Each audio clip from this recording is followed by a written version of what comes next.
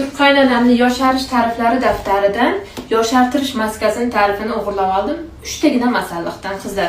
O'zimizda tabiiy asal, men O'zbekistondan olib kelganman. Tabiiy asal Turkiyada topilishi qiyin.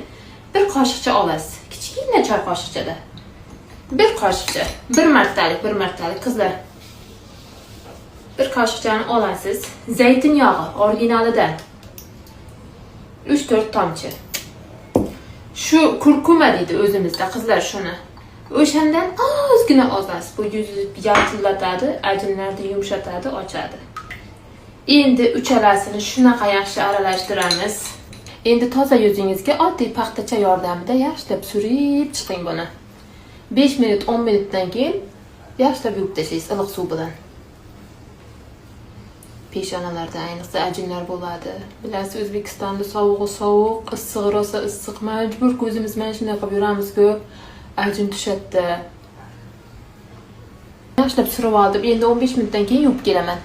Yaxshilab yuvib keldim endi qizlarjonlar. Shunday yuzim yumshoqqina bo'ldi-da. Endi yuzingizga bir namlantiruvchi nimadir surib qo'ying. Bu foydali bilgani hamma yuborib qo'yishni unutmang.